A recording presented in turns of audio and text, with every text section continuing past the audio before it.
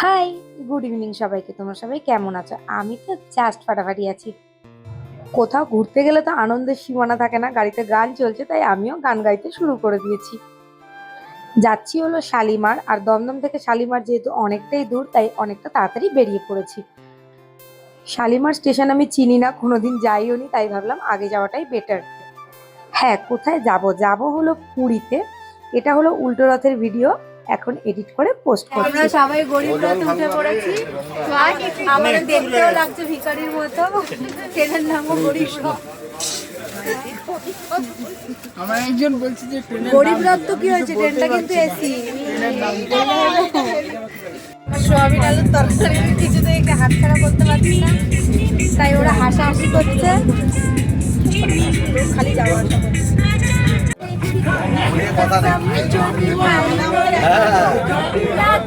যেখানে গোপাল আছে সেখানে তুমি শুনে করো মহাপ্রভু গোপালজি বাবা দুর্গাপুরের যে ভাই কোনো এনে কি কম দুটো বড়টা তিনটে কম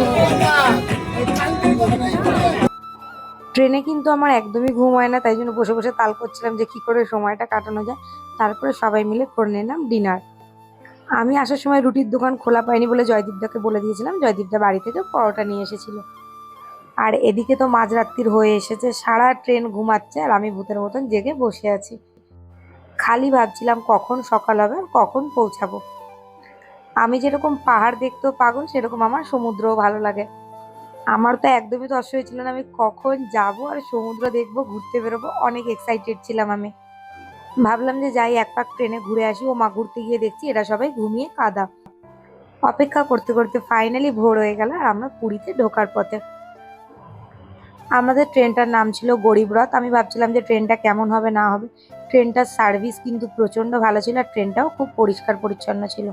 নামবো, আমি চিন্তায় পড়েছি আমার ট্রলিটা কে বইবে। আর এই ছেলেটা বলছে পার কিলোমিটার নাকি 100 টাকা। এত ছোট মন, কিলোমিটার 100 টাকা কেন লা? আমি যদি ছেলে হতাম দু হাতে দুটো ট্রলি নিয়ে দৌড়াতাম। আর এই মহাদেবের ঘুম কিছুতেই ভাঙতে চাইছে না। সারা ট্রেন উঠে পুরীতে নেমে পড়লো, কিন্তু মহাদেব আর উঠছে না। মহাদেব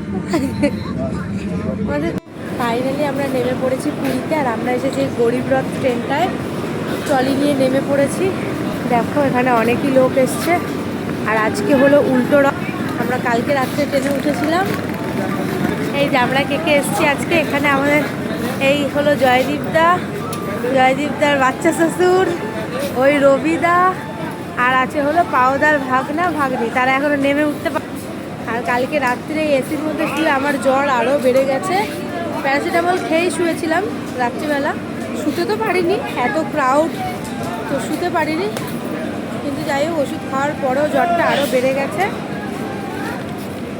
এই আর কি, লোকজনের বিবাহ, সবাই আগে আগে যাবে। তো চলো হোটেলে গিয়ে তোমাদের দেখাচ্ছি রুমটা কীরকম। স্টেশন থেকে আমাদের হোটেলটা প্রায় 15 মিনিট মতন দূরে ছিল, তাই জন্য আমরা এখান থেকে সবাই মিলে একটা টোটো করে নিয়েছি। হ্যাঁ সমুদ্র দেখা যাচ্ছে। এই মেয়েটা ফার্স্ট টাইম এসেছে সমুদ্রে। না মোটেই, খুব আনন্দ পেয়েছি। খালি ট্রলিটা বড়টার লোক পেলাম না। জয়দীপটা শ্বশুরকে দিয়ে দেবো কিনা ভাবছি। ফাইনালি আমি স্ক্যাম করে ট্রলিটাকে গুছিয়ে নিয়েছি।